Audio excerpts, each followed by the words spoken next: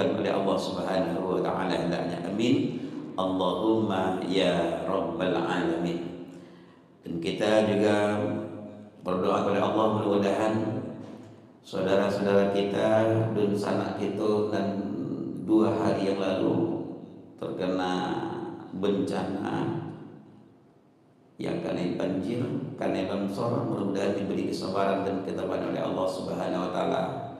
Kemudian Allah ganti kerugian-kerugian beliau dengan pahala yang berlipat ganda, dengan balasan, dengan rezeki yang melimpah ruah dan berkah dari Allah hendaknya. Amin.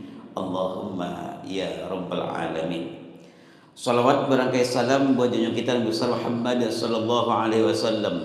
Allahumma salli ala sayyidina Muhammad wa ala ali sayyidina Muhammad fil alamin innaka Hamidum Majid. Ibu bapak kaum muslimin sedang jemaah subuh yang dirahmati Allah Subhanahu wa taala. Kita pagi ini sudah berada di penghujung bulan Zulhijjah.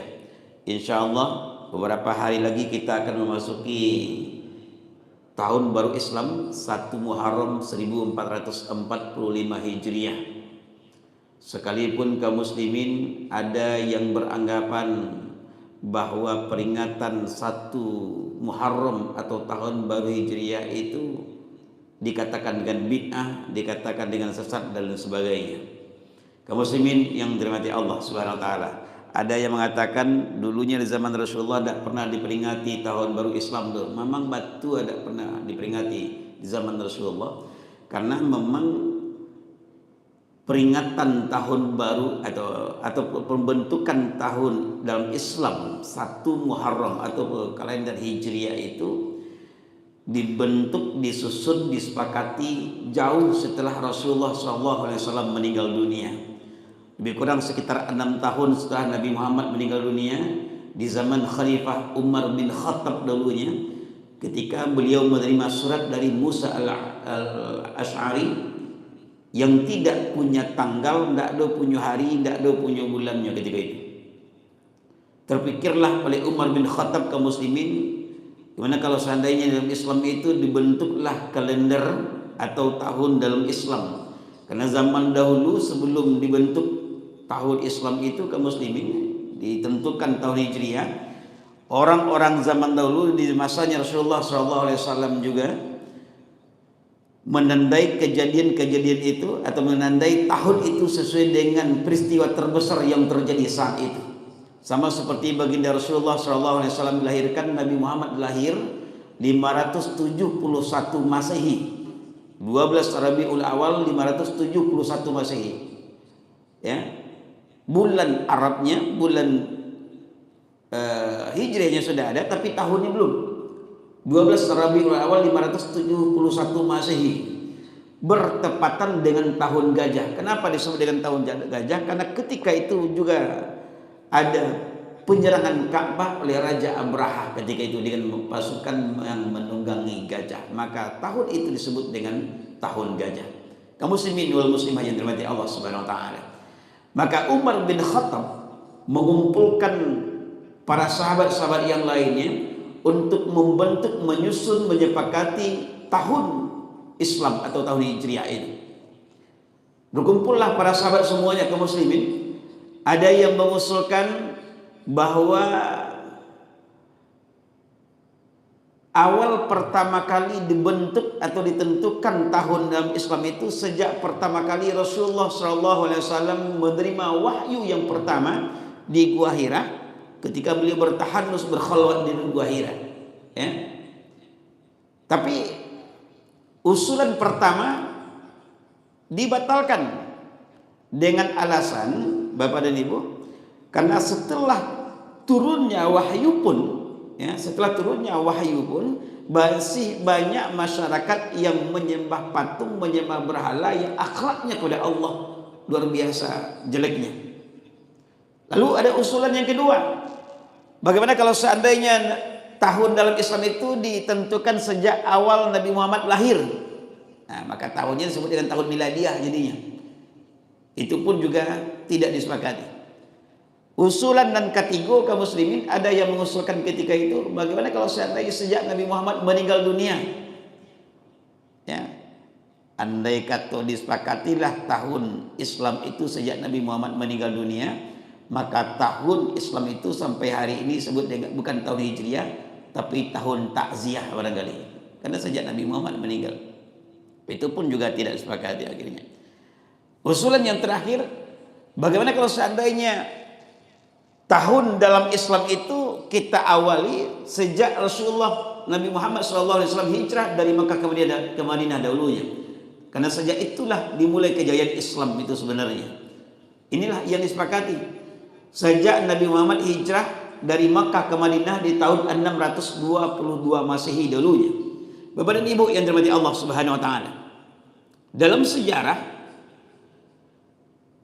dulunya Nabi Muhammad itu tidak ada yang berani menyentuhnya.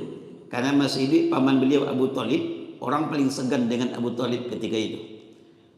Tak ada seorang Allah yang berani menyentuh Muhammad karena segan dengan Abu Thalib. Ya. Jadi ternyata kaum muslimin pelajaran berharga bagi kita bersama di dunia kok. Ketika ada backingan, ada orang yang disegani, maka insya Allah di awak aman. Tambah dulu ketika di beberapa masjid, ya. Ada orang yang disegani situ, segan awak Ustaz Adrianto tu beliau kawan dakeknya apa itu contohnya. Ternyata ketika beliau sudah meninggal dunia, abu-abu pun dicoret dari salah satu masjid tersohor di Kota Padang. Jemaah yang datang ke Al-Hakim pagi kini banyak yang berasal dari situ. Apalagi sejak beliau tahu kalau abu dia manakan sebagai ketua Persatuan Dai Mubalik Parti Kota Padang, bertentangan dengan pemahaman beliau. Namun abu pun dicoret lah, sekitar 2 tahun tidak ada lagi di sana. Bapak Ibu yang dirahmati Allah Subhanahu wa taala. Kemudian berkumpullah semuanya para pemimpin-pemimpin, orang-orang baga, orang-orang yang tersohor di kota Mekah ketika itu dari kafir Quraisy. Nah, adakan satu rapat di sebuah gedung yang bernama Darun Nadwah.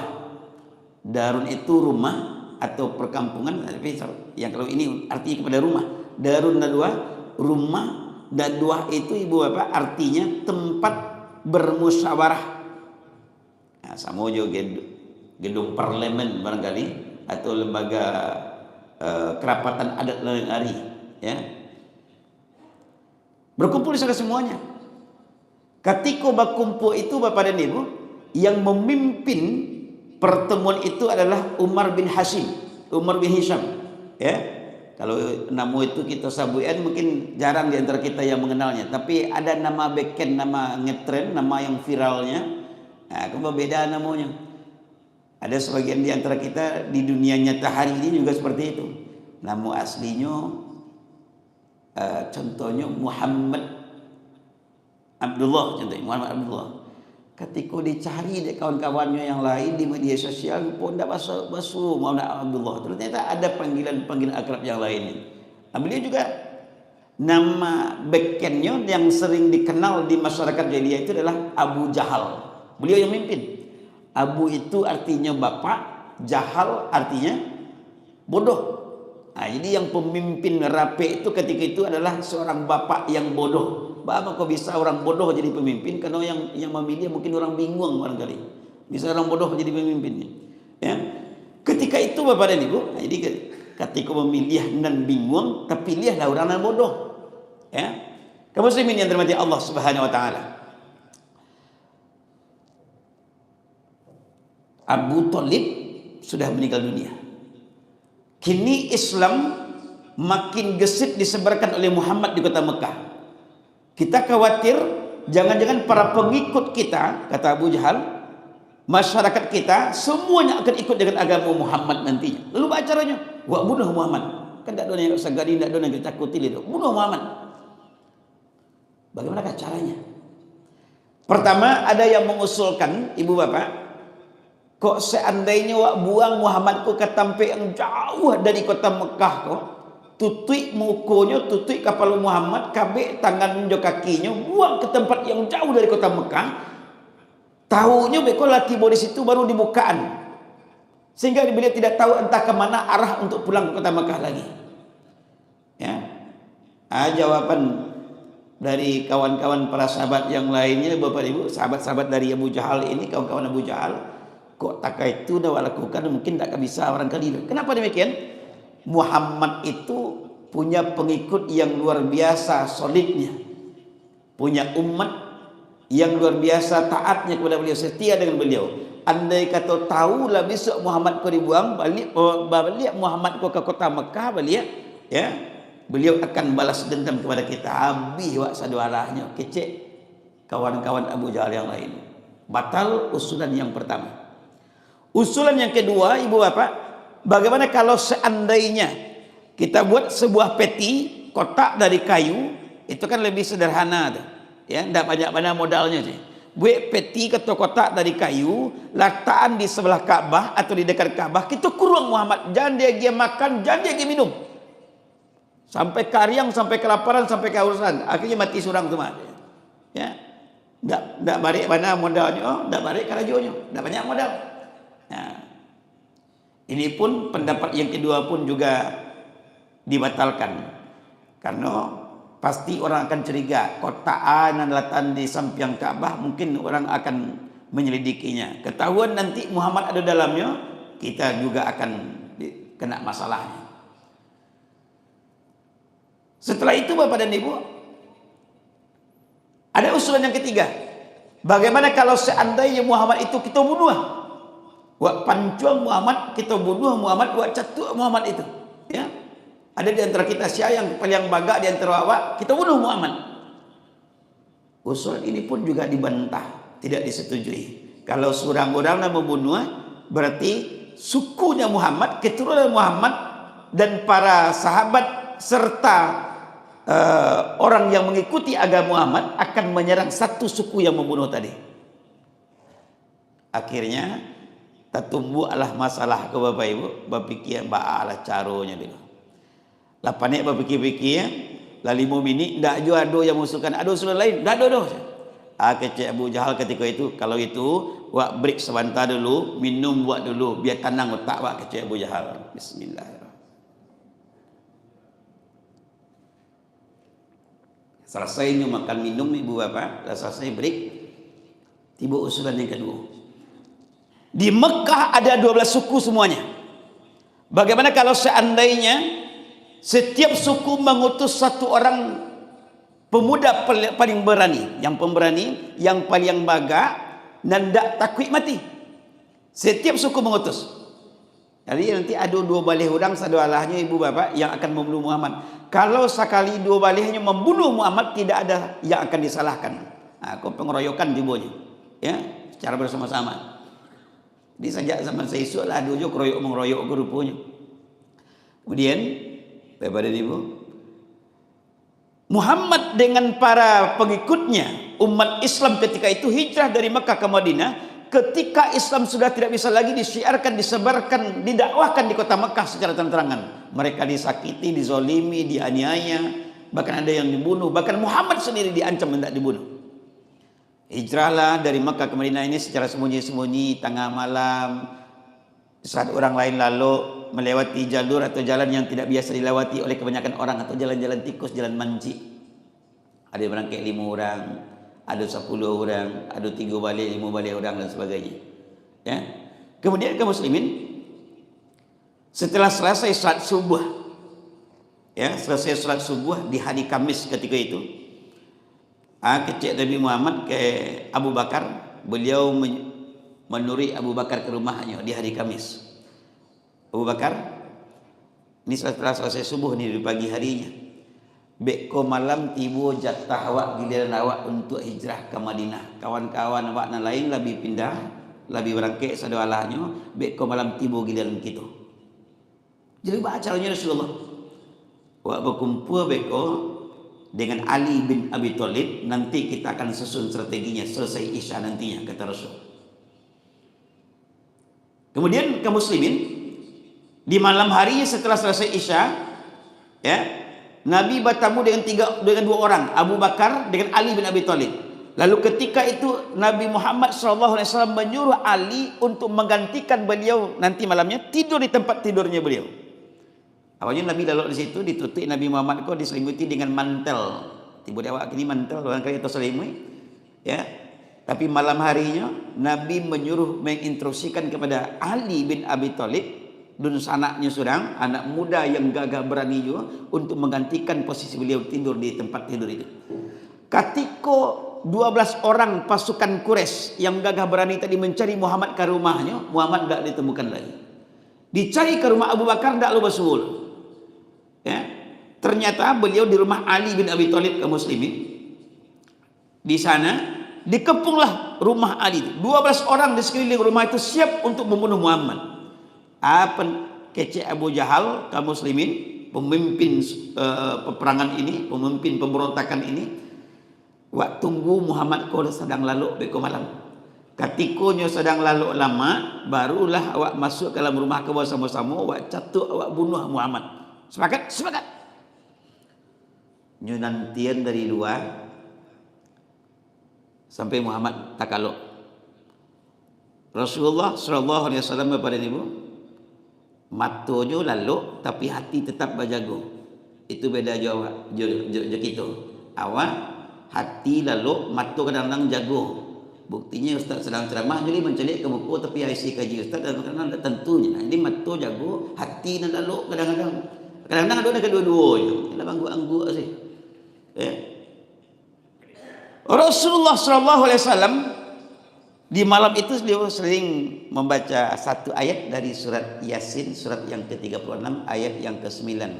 Wa ja'alna min baini aydihim saddan wa min khalfihim saddan faghshaynahum fahum la yubsirun. Ndak mancan lihat surang Allah je dah. Ya. Ini yang diberikan dizikirkan Rasulullah. Terus dibaca Rasulullah. Oh, jadi bisa lu ayat kau dibaca terkait itu ya bisa supaya orang tak menampak awak orang. Ya, tergantung dengan orang nama bacanya. Jam beko tiba dia nak mudu-mudu di luar siang beko pakai motor lewat di kawasan KTL, kawasan tertib lalu lintas, tidak pakai helm, tidak pakai kaca spion, nampak polisi razia di muka kan, dia cuba lo macam wa ja'alna min baini aydihim sadda wa min khalfihim sadda fa saynahu fa hum la yusirun. Jalan prit dia polisi nampak aja baru masih kan, ulang baca sekali lagi balik kan. Tatangko dia polisi ayat ini salahkannya. Padahal dia dah sembahyang indah dan dapat cek ayat itu saja. Ada polisi yang razia aku surah Yasin 83 ayat hafal ini. Bapak Ibu yang dirahmati Allah Subhanahu wa taala. Hadiahnya ketika itu Bapak dan Ibu, ya, luar biasa. Kedua Nabi Muhammad dari rumah itu beliau menyuruh Ali untuk menggantikan beliau tidur di tempat tidurnya. Keluar dari rumah ada dua riwayat yang hampir sama redaksinya, sedikit berbeda. Satu riwayat mengatakan Nabi mengambil segumpal tanah atau debu, kemudian ditiupkan ke wajah mereka, dua balik orang pemimpin Quraisy, ibu bapa, akhirnya mereka ketiduran. Dalam riwayat yang lain, diambil debu atau tanah dari Rasulullah, diletakkan di ubun-ubunnya beliau. Mereka yang dua balik orang. Akhirnya mereka bertambah lama, bertambah nyenyak lalunya. Keluarlah Nabi dengan Abu Bakar. Abu Bakar orang tua, orang nalagai, ya, yang lah bau-bau tanah lah barangkali. Ya, camat-camat yang calon-calon kemati saja. Sementara Ali bin Abi Thalib anak muda yang masih kekar, pemberani dan masih kuat baru leh. Dan itu dun sanak dari Nabi Muhammad, anak paman beliau. Ya. Pertanyaannya ke muslimin, kenapa Rasulullah menyuruh Ali bin Abi Thalib ketika Ali disuruh Nabi, Ali dah tahu, dah paham sekali. Kalau ambo menggantikan posisi beliau tidur di tempat tidurnya, nanti ketika masuk pasukan Quraisy ini, beliau mereka pasti akan menyangka bahwa yang tidur itu adalah Muhammad. Nyawa jadi tantangan dia, ambo pasti kali bunuh beko kecil Ali. Tapi dia terima. Ini instruksi dari pimpinan beliau. Ya, sami'na wa ata'na. Ya. Jadi Nabi Muhammad kaum muslimin untuk karajo-karajo nan bahri tantangannya dia Nabi Muhammad ko kaden sananya sudah. Untuk urusan dan karajo-karajo nan ringan dia gihan ke orang lain. Saketek babeda jo Muhammad zaman kini. Muhammad zaman kini karajo dan bare bagian ke orang lain, karajo dan ringan untuk dusana. Tapi ketika tiba bantuan dari atas itu, apapun jenis bantuan, siapa yang dapat pertama kali bapak? Aduh sana, ada orang lain tu, walaupun kerajaan aduh sana, aku ringan mana? Walaupun jadi tukang catat, tukang ngawas saja, tukang catat-catat, tapi kan nambah kureh, nambah kerja balik orang lain. Kok tiba orang lain kau minta bantu lebih kok? Jawabannya, ada yang ngecek kota nalah habis, jatah ada oleh, tunggu bulan besok, syarat apa kurang lengkap, dia kumpulan salah-salah aja dulu, kita tunggu dulu untuk periode selanjutnya, macam-macam alasannya. Itu Muhammad zaman kini, itu bedanya. Bapak Ibu, ketika pagilah tiba, tersadarlah mereka, jago Abu Jahal, mengawak lalu ada sikul kau, ya. Dicigoklah Muhammad, ternyata masih ada yang lalu di tempat tidur ke muslimin. Masuk dalam secara yang mumpung Muhammad masih lalu, wak bunuh hanya sama-sama. 12 orang ini, ibu bapak, lah siap dengan pedang yang terhunus. Di dakik tempat tidur tadi kaman catuk Muhammad. Abu Jahal jo tangan kirinya lambek-lambek, elok bukaan mantel yang menutupi tubuhnya Ali ini. Pas baru dibuka, kaman catuk, ternyata yang tidur di situ adalah Ali bin Abi Thalib, anak pamannya Rasulullah. Kagetnya mereka luar biasa. Berangnya Abu Jahal pun tidak dapat dikatuan Bapak Ibu. Mengamuknya. Ya, ditanya ke si Ali tadi. Ali, kemana Muhammad? Ni yang saya nak jawab Ali. Kok dia kecil tak tahu bodoh, ni tahu. Berarti kan betul je ni. Ni yang saya Ali. Diseretlah, dibawalah Ali bin Abi Thalib ini ibu bapa ke depan Kaabah, diikat di depan Kaabah. Setelah ditanya beberapa kali oleh Abu Jahal, tetap tidak mengakui, tidak menjawab. Kama Muhammad dan Abu Bakar painyo. Dalam riwayat diceritakan, ditinjulah di Abu Jahal iduangnya Ali ko, memuncrat darah dari iduang yang keluar. Ya, sekali tinju keluar darah sekali. Tapi tetap tidak mau mengakui kemenangan Muhammad. Lalu perintah dari pemimpin Quraisy ketika itu, siapapun yang bisa menemukan Muhammad hidup atau mati, bawanya kemari, hadiahnya 100 ekor onta. Lah biasa miliar PT Bapak Ibu. Seekor unta segini minimal paling rendah harganya sekitar 90 juta. Aku strategi unta, ya. Lebih 1 M hadiahnya. Barang duit dah orang mencari. Ya. Muhammad berjalan ke kota Mekah sampai di Jabal Sur.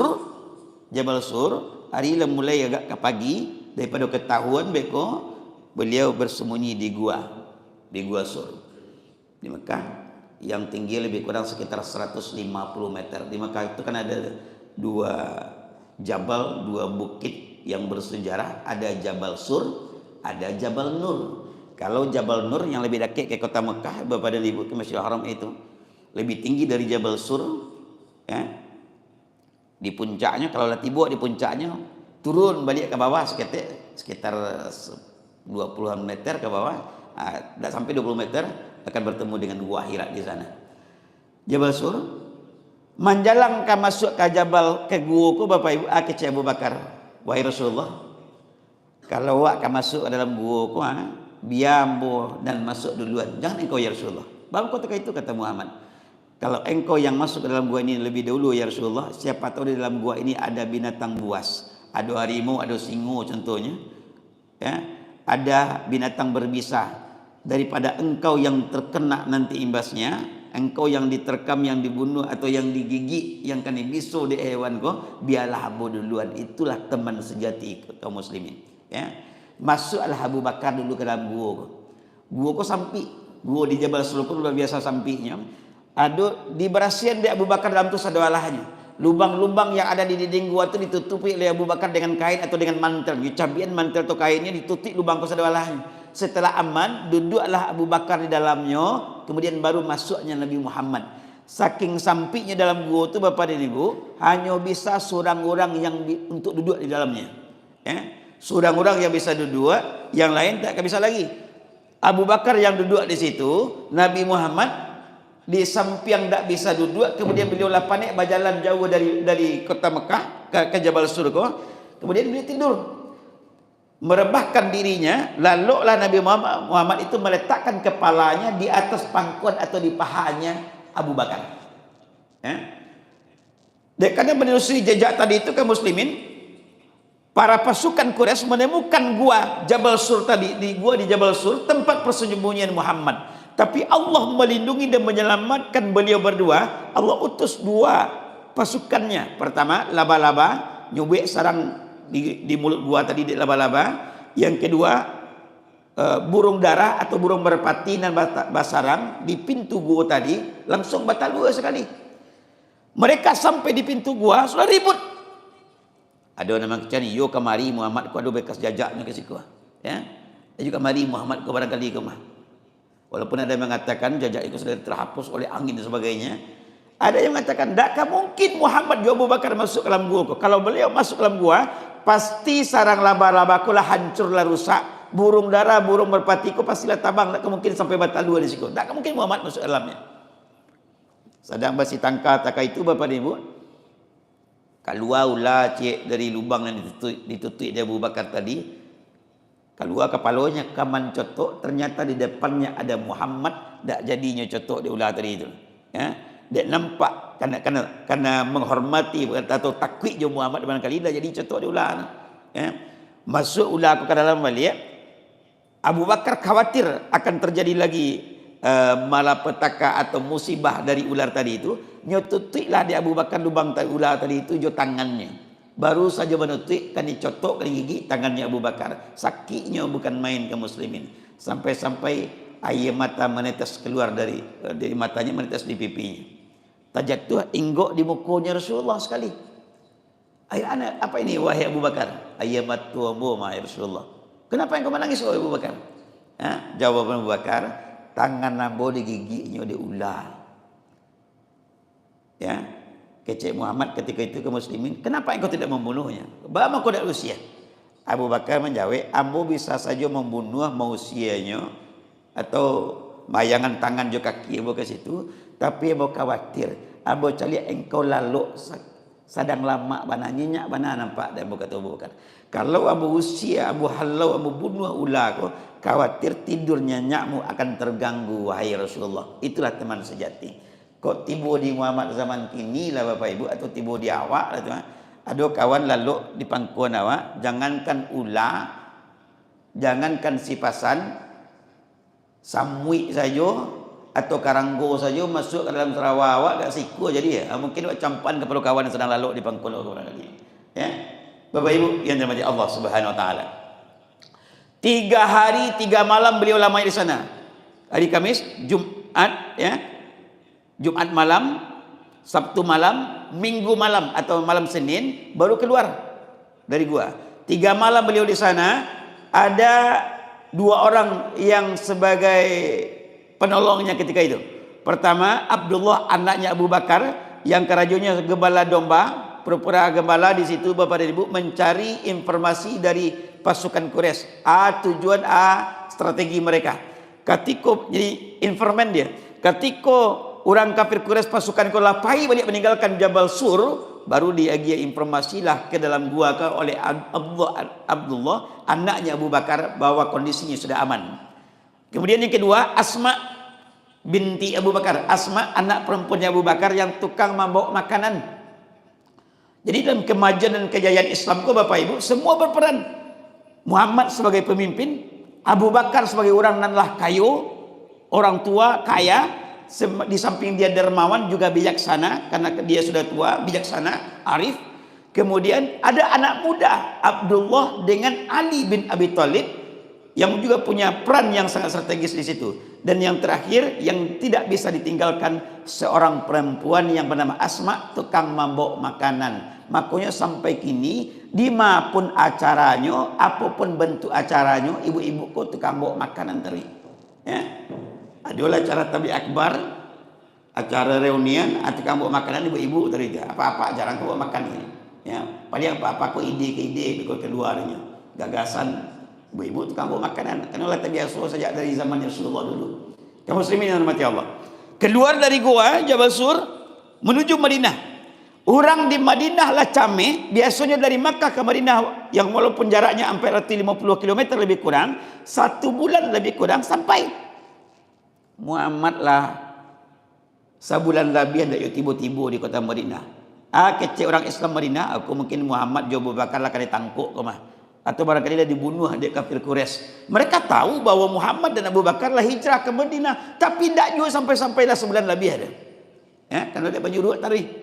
Yang tidak menyuruh apa itu Bapak Ibu yang terang-terangan di siang bolong Umar bin Khattab surangnya sajonya. Ya. Bahkan Umar ketika hijrah itu berpindah di siang bolong melewati ratusan pasukan Quraisy dengan pedang yang sudah terhunus. Jangankan untuk membunuh Umar bin Khattab, menyentuh kulit jabulu Umar saja tidak ada satu pun yang berani. Itu orang bagak sebenarnya. Kalau ada orang zaman kini nak bagak, tapi bagak di kampungnya saja. Keluar di kampungnya kuncun ikuannya. Umar, Mekah dan Madinah tidak ada satu pun yang berani menyentuh Umar bin Khattab.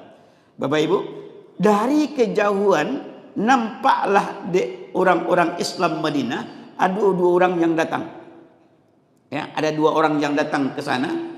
Dari jauh dia lihat, oh barangkali Muhammad juga Abu Bakar barangkali. Disorakan dari kota Madinah, Muhammad mungkin di tiba. Tapi mereka bingung, entah yo Muhammad entah tidak. Cadiaknya Abu Bakar Bapak dan Ibu, dari jauh dan nampak orang Islam Madinah menanti kedatangan mereka. Hebatnya Abu Bakar, bijaksananya Abu Bakar, nyambiak selimut atau kain atau mantel di Abu Bakar, kemudian ditutuian ke Rasulullah. Ya, disongkokan ke Rasulullah. Ada yang ngeceng ke kepala Nabi Muhammad, ada yang ngeceng ke bahunya Rasulullah. Disongkokan ke kepala Rasulullah. Menandakan beda di antara mereka berdua. Ada yang dihormati, ada yang disegani, ada yang dimuliakan, dan ada yang ditinggikan, dilindungi. Dia songkok. Oh yo, tu Muhammad mah. Dan disongkok kepalanya kok kecil orang Islam Madinah. Barulah mereka menyambut kedatangan Rasulullah dengan Abu Bakar dengan nyanyian solawat. Tola'al badru alaina min saniyatil wada. Sebenarnya nyanyi masih panjang Bapak Ibu, tapi suara nak muah dia. Ya. Disambut untuk memuliakan Rasulullah yang datang. Rembulan purnama itu sudah datang di hadapan kita. Mereka gembira luar biasa. Di zaman kini, terkhusus awak di Kota Padang, ada kita temukan satu majelis taklim, ibu apa? Satu majelis taklim yang lain memuliakan ulama atau buya atau ustaz dai balik gurunya tak itu pula. Majelis taklim yasinan rumah ke rumah Kota Padang. Setiap kali pertemuan itu, siapapun ustaznya yang ceramah, yang akan ceramah, sedang apapun kegiatan beliau, sedang mau tauta, sedang rapi, ya, atau sedang solawatan buluh, sedang baca bacaan yang lain. Ketika datang ustaz yang kawan ceramah, baru membuka pintu musaji, baru Bapak Ibu, semua mereka ibu-ibu je stalim ko tagak berdiri sedualanya membacakan Tola'al badru alaina. Ya, nyanyikanlah selawat itu untuk menghormati, memuliakan gurunya yang datang. Alhamdulillah. Nah, jadi lebih bagus itu kita baca. Bapak Ibu yang dirahmati Allah Subhanahu wa taala. Sampai di kota Madinah, ya, dan pertama kali dilakukan oleh baginda Rasul adalah membangun masjid, karena dari sinilah pondasi kejayaan, kemajuan, semua strategi itu dimulai Rasulullah dari masjid. Ya. Kekuatan Islam itu sentralnya adalah di masjid. Selagi ramai orang berjamaah ke masjid kaum muslimin, maka insya Allah Islam masih akan tetap jaya. Nah, hijrah secara strategi barangkali tidak akan pernah terjadi lagi Bapak dan Ibu. Hijrah secara makani atau berpindah tempat itu barangkali tidak akan terjadi. Tapi hijrah secara maknawi mungkin akan sangat kita butuhkan pada zaman sekarang. Kalau berpindah awak dari Padang ke tempat yang lain, Islam tidak pernah cekcok, tidak pernah berantakan, tidak pernah berperang dengan umat yang lainnya. Tapi hijrah secara maknawi Ibu Bapak, barangkali perlu kita lakukan. Apa maksudnya? Berpindah kita dari kebiasaan, dari perilaku, dari perbuatan yang kurang baik kepada yang baik, dari yang sudah baik kepada yang jauh lebih baik lagi. Ini barangkali perlu untuk kita laksanakan pada hari ini. Ya, melakukan amar ma'ruf nahi mungkar. Karena kewajiban amar ma'ruf nahi mungkar ini sebagai makna dari hijrah kaum muslimin tidak hanya kewajiban dari alim ulama, tidak hanya tanggung jawab dari para pemimpin di satu daerah saja, tapi semua kita berkewajiban untuk melaksanakan amar ma'ruf nahi mungkar tersebut. Sekurang-kurangnya untuk keluarga kita masing-masing. Selagi masih ada di rumah awak seorang saja jadi anggota keluarga kita yang tidak solat, Allah akan cabut keberkahan, Allah akan angkat rahmat dari anggota keluarga kita. Seorang jadi anggota keluarga kita yang tidak mengerjakan solat. Kewajiban kita bersama untuk menegakkan amar ma'ruf nahi mungkar. Nah, hijrah secara maknawi. Mulai hari ini kaum muslimin bertekadlah kita, khususnya hamba pribadi. Mari sama-sama kita berniat untuk hijrah. walaupun tidak berpindah tampik tinggawa, tapi hijrah dari satu kebiasaan yang buruk barangkali yang selama ini yang pernah kita kerjakan, sekalipun dan kita kerajuan itulah menjadi sebuah tradisi, kebiasaan, adat istiadat, lah biasa melakukannya. Kalau memang itu dilarang oleh Allah, mari kita berusaha semaksimal mungkin dan memaksimalkan diri untuk bisa menghindarkan diri darinya atau menjauhinya. Ya. Mudah-mudahan kaum muslimin, sebagaimana disabdakan Rasulullah dalam hadisnya, orang yang paling baik, yang paling beruntung, yang bahagia itu adalah orang yang hari ini lebih baik dari kemarin dan besok lebih baik lagi dari hari ini. Sementara orang yang merugi dan yang celaka itu adalah orang yang hari ini lebih jelek dari kemarin dan besok lebih jelek lagi dari hari ini. Renungan buat kita bersama, terkhusus ambo yang menyampaikan Bapak dan Ibu, mudah-mudahan dari hari ke hari, minggu ke minggu, bulan ke bulan, tahun ke tahun ada perubahan, ada perbaikan, ada perbedaan dari cara kita beribadah kepada Allah. Akhlak kita, baik akhlak kepada sesama manusia, terlebih lagi akhlak kita kepada Allah Subhanahu wa taala. Mudah-mudahan bermanfaat bagi kita bersama, terutama bagi ambo yang menyampaikan, menjadi motivasi bagi kita untuk lebih mendekatkan diri kita lagi kepada Allah Subhanahu wa taala. Terima kasih atas segala perhatian. Mohon maaf atas segala kekurangan. Billahi taufik. Wassalamualaikum warahmatullahi